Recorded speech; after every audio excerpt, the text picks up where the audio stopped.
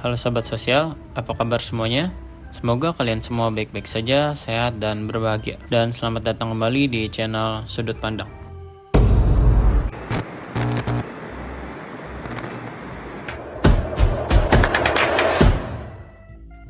Kali ini gue akan menyampaikan sesuatu dengan sedikit gaya penyampaian yang berbeda.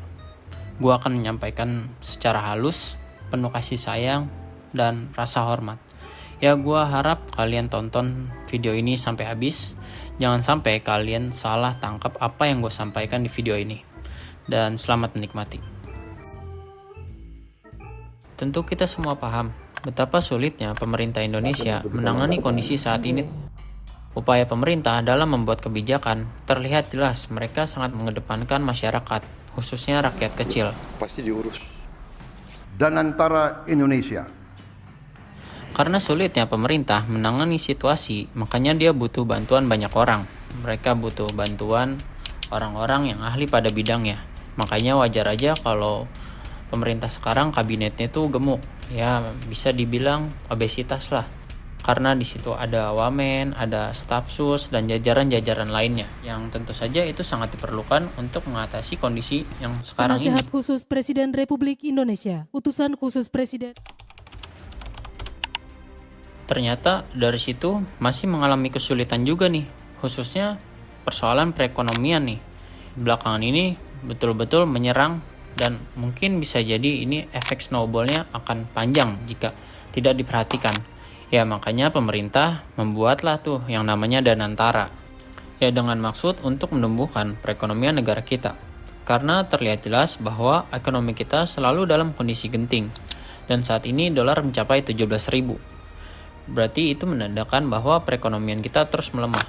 Dengan kondisi seperti ini, presiden kita butuh bimbingan dari sang pendahulunya. Tentu saja, yaitu sang masterpiece. Ya, karena Danantara ini kan bertujuan untuk mengelola semua aset negara supaya lebih optimal dan lebih efektif menyalurkan dananya. Jadi, semua nih pendapatan negara dicelengin ke Danantara. Nanti dikelola sama dia. Ya, kayak misal BUMN nih, dia punya keuntungan, dia punya aset. Nah, itu dikelola sama Danantara. Ya, tentu hal tersebut bukanlah hal yang mudah. Makanya, jangan sampai gagal nih proyek ini.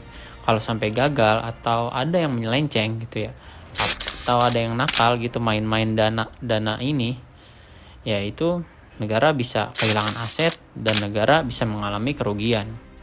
Makanya tim Danantara ini tuh dibuat ya orang-orang hebat semua lah di dalamnya, strukturnya kan. Makanya ada presiden kita, ada pendahulu-pendahulunya, dan bawah-bawahnya orang-orang hebat lah, orang-orang yang memang ahli pada bidangnya. Dan pertanyaan gue, fungsinya ada menteri-menteri kayak Menteri Keuangan, Menteri Perekonomian, terus kita juga punya lembaga kayak BPKP, itu mereka buat apa ya kalau sampai ada Danantara ini? Ya pasti negara punya gebrakan baru lah. Negara pengen mencapai perekonomian yang pesat gitu, kemajuan perekonomian. Atau kalian ada yang tahu sebenarnya?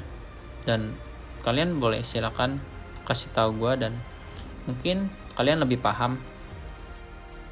Ya jelas kita butuh anggaran yang sangat besar. Karena negara ini punya ambisi yang sangat besar. Dan kita yakin bahwa Indonesia 2030 atau 2045 itu akan menjadi Indonesia emas. Dengan bonus demografi kita. Usia produktifnya banyak. Tempat dan wadahnya. Tapi kita nggak akan bisa berinovasi. Ya tenanglah, lagi dia siapin itu pokoknya. Makanya program kita banyak. Ya kayak salah satunya tuh ada MBG. Itu salah satu upaya pemerintah untuk menjadikan dan membentuk generasi yang selanjutnya ini punya gizi yang bagus dan siap menghadapi tantangan dunia. Ya kalau kalian pernah ngeliat nih ada orang lagi kerja atau dia lagi nguli terus dibilang sama bosnya, sini makan dulu, makan yang banyak nih biar gue enak nyiksanya. Tapi nggak mungkin lah ya pemerintah kita sama kayak bos-bos yang tadi, nggak mungkin. Karena program kita kan banyak, terus juga butuh anggaran yang sangat besar. Presiden menginstruksikan efisiensi anggaran. Ya jadi tuh menteri-menterinya nih disuruh hidup minimalis atau frugal living. Ya banyak lagi lah pokoknya pengorbanan para petinggi politik kita. Dan kalian juga boleh ingetin apalagi sih pengorbanan para petinggi kita sekarang. Tapi mari kita lihat kenyataannya. Balas budi. Ya Balas semua jasa. tuh nggak jauh-jauh, rasanya tuh hanya sekedar hutang budi pasca pemilu. Ya belum selesai nih program-program terima kasih dan hutang budinya. Jelas banget, makanya dari kemarin tuh banyak program-program yang ujung-ujungnya tuh si ini ngejabat di sini, si itu ngejabat di sini, ya begitu-begitulah. Dan banyak sekali yang menduduki jabatan juga bukan pada bidangnya. Itu baru yang kelihatan. Belum lagi kayak pengusaha-pengusaha nih yang udah kontribusi sama kampanyenya kemarin. Ya pasti mereka dikasih jatah, ya feel free lah to making business in Indonesia. Ya kayak misalkan tambang gitu, mereka bebas aja ya karena udah bertanggung jasa nih sama dia, ya udah kasih aja lah gini-gini. Ya pasti itulah kenyataannya. Mengurangi fasilitas pejabat-pejabat mewah. Sampai persoalan efisiensi anggaran itu yang dikurangin bukan jatah para pejabat yang fasilitasnya mewah, tapi para staf-staf mereka yang lapisannya nih di bawah. Gila ya, sampai makan bagian tubuh sendiri gitu loh. Coba kalian bayangin, lu dimakan nih sama bos lu. Ya hati-hatilah, sekarang tuh bisa aja pada berebutan kayak buat jadi PNS. Tapi kalau begini nih lama-lama bisa jadi nih PNS lama-lama tuh kurang diminati. Lebih baik nih ya, daripada pusing-pusingin anggaran segala macam, kan udah ngakalin lah dari manapun tetap gak terselesaikan tuh. Pasti kekurangan terus anggaran sampai kita tuh udah menerapkan efisiensi anggaran. Ya fasilitas kantor kayak dicabut, lu misalkan lagi kerja harus pakai ruangannya cuma segini, yang boleh nyala segini. Ya gimana mau nyaman coba kerja.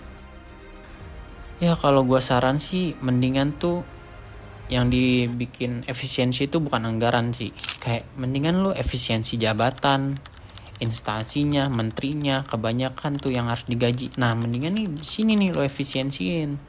Sekarang coba kalau misalkan kayak gini, satu nih kalian ngegaji petinggi itu kan gede banget. Nah mendingan nih daripada kalian ngegaji satu petinggi nih, ya berguna atau enggak tahu lah. Coba kalau kalian ngecari nih tenaga kerja, tenaga ahli, itu pasti bisa menghasilkan lebih banyak dan lebih bermanfaat juga. Terus persoalan tidak adanya transparansi pemerintah dalam membuat kebijakan. Ya dan kebijakan juga tidak mengikut sertakan masyarakat. Kayak misalkan kayak RUU TNI kemarin, dia rapat diem-diem. Dan masyarakat juga tiba-tiba kaget kan, karena tiba-tiba disasain aja. Ya sebetulnya semua kebijakan yang disampaikan sama pemerintah itu mungkin bagus. Ya disampaikannya juga dengan landasan dan visi misi yang sangat mengedepankan masyarakat dan negara. Tapi hanya sekedar penyampaiannya aja. Sedangkan implementasinya nih, yang biasanya suka di balik kebijakan tuh suka ada tujuan dan maksud yang dimana itu akan menguntungkan si individu atau kepentingan politik. Ujung-ujungnya kepentingan masyarakat dikesampingkan. Dan kadang juga terlihat bahwa kalian itu sedang menutup-nutupi sesuatu. Ya kalau memang seperti itu, ya nggak heran sih kalau kayak program dan kabinet kita gemuk. Ya semua ini tuh untuk mempermudah menutupi kejanggalan dan dari permainan-permainan kalian. Jadi banyak titik fokus nih di masyarakat dan akhirnya itu mengelabui mereka. Ya dari situ kan terlihat bahwa kalian itu tidak piawai dalam membuat kebijakan gitu. Kadang-kadang ada KL kita yang terlalu kaku, sudah saya perintahkan untuk kita longgarkan. Terus kan presiden pengen TKDN lebih dilonggarkan gitu, jangan ribet-ribet. Ya ini respon dia dari tarif Trump lah di tengah perang dagang global gitu ya. Itu sikap dia. Maksudnya ya saat wawancara ditanya persoalan tarif Trump, rasanya tuh presiden kita nggak ada masalah sama sekali. Negara-negara lain lagi genting menghadapi perang dagang, ya nego sana sini dan berupaya untuk mengakali lah supaya perekonomian dia tetap stabil, supaya ekspor impor dia tetap lancar dan Cina melakukan perang tarif gitu ya. Dan respon Anda cuma TKDN lebih dilonggarkan. Longgarinnya gimana dulu nih pertanyaannya? Come on, kita punya pisang kan. Kebiasaan tuh. Kebiasaan gitu ya. Ya jawabannya tuh nggak subjektif. Ya apalagi dia kayak punya mainan kata-kata baru gitu ya. Kayak come on. Kayak ya yang penting pede gitu. Apa sih? Ya seakan-akan tuh kelihatan gitu bahwa ini lagi berusaha ngalihin isu apa, berusaha ngalihin fokus, kayak menutupi keadaan, mengalihkan pembicaraan gitu kan. TKDN ini kan penting ya, selain untuk menjaga daya saing lokal produk kita nih, TKDN juga berkontribusi sebagai pemasok negara ya. Produk lokal bisa berpacu dengan produk luar, barang impor dikenakan biaya buat dagang di negara kita. Jadi ya TKDN ini untuk mengepres si luar supaya bisa lebih menguntungkan kita kalau mereka mau masuk ke kita. Lo main longgarin aja nih, gimana nih? Ini produk-produk lokal kita bisa berantakan dan pemasokan negara bisa berkurang akhirnya. Nanti akhirnya timbul masalah lagi. Hampir di semua kebijakan, semua pertanyaan, semua isu, ya kelihatan kayak cuma asal lantang, asal pede, asal sorak, asal joget. Ya hidup rakyat tuh tidak sengasal itu, Pak. Ya TKDN, Danantara, MBG, semua begitu. Ditanya kabinet gemuk aja jawabannya karena Indonesia ini luas, kita butuh ini yang banyak. Ditanya soal MBG ya menggebu-gebu semangatnya gitu kan. Ya belum lagi yang lain lah. Ya maksudnya sekosong itu kah emang Anda nggak bisa jawab secara diplomatis, secara objektif gitu ya? Ya seenggaknya bisa menjawab, mengobati keresahan masyarakat gitu. Ya jadi di wawancara itu kan kayak 3 jam gitu ya. Kita ya kan bagi yang nonton pasti kesal sih ngeliat jawabannya dia. Ya kecewa lah. Ya jadi kayak ngeliat wawancara itu kita tuh kayak meratapi nasib negara ini di tangan Anda gitu loh. Ya nggak yakin lah kayak misalkan 2030 atau 45 itu kita akan menjadi Indonesia emas. Ya gue melihat tuh saat ini Indonesia sedang berada di fase penentuan setelah babak belur 10 tahun tuh sebelumnya. Jadi ya kalau kita masih pakai metode 10 tahun sebelumnya ya bakalan serem sih pastinya. Kecuali ada perbaikan ya secara signifikan, secara jenius. Dan pertanyaannya, Anda mampu?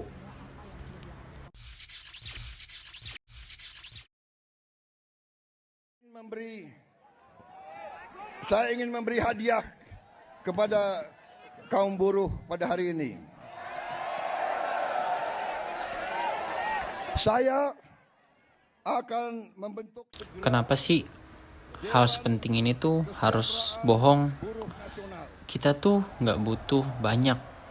Kita tuh yang penting salah satu nih program, usaha, upaya itu dioptimalkan.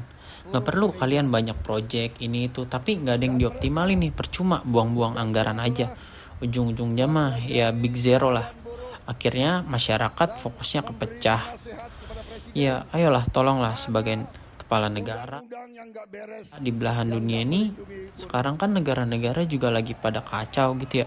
Sekalipun negara maju, masa Indonesia masih mau di sini-sini aja dengan pembahasan ini, cekcok gini-gini aja, nggak ada kontribusi di dunia gitu loh. Pemerintah nggak pengen serius gitu berperan di luar negeri, di kancah dunia.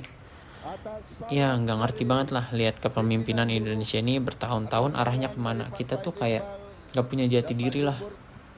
Ya makanya dunia kayak gimana juga ya udah Indonesia mah gini-gini aja. Daripada nih bercanda sama masyarakat nih, yang banyak nih masyarakat kita lu ajak bercanda nih, gaduh tuh. Nah mending kalian manfaatkan nih masyarakatnya nih. Kan pemuda kita kan cerdas-cerdas, inovasi, pengetahuan, ilmu, semua tuh udah gampang sekarang dicari, semua ada teknologi. Kita tuh sekarang cuma kekurangan wadah dan tempat untuk bereksperimen. Kalau ada wadah dan tempat, kita bisa praktek. Persoalan inovasi, pengetahuan, ilmu bisa menjadi suatu hal yang menghasilkan dan pada akhirnya tuh kita bisa menikmati bersama. Coba lebih dipikirkan lagi untuk kebersamaan, untuk kemajuan Indonesia. Jangan sampai kita nih semua kehilangan harapan dan kecewa sama kalian. Ya, buat kami yakin bahwa 2045 itu Indonesia nih beneran jadi Indonesia emas dengan kinerja kalian. Karena selama ini saya tuh melihat dan mendengar persoalan Indonesia 45 emas itu hanya mimpi tanpa arti dan makna. Oke, sekian konten gue kali ini. Kurang lebihnya mohon maaf. Jika ada kesalahan mohon dimaklumkan. Jika kalian tidak terima boleh silakan dikritik. Dan sampai jumpa.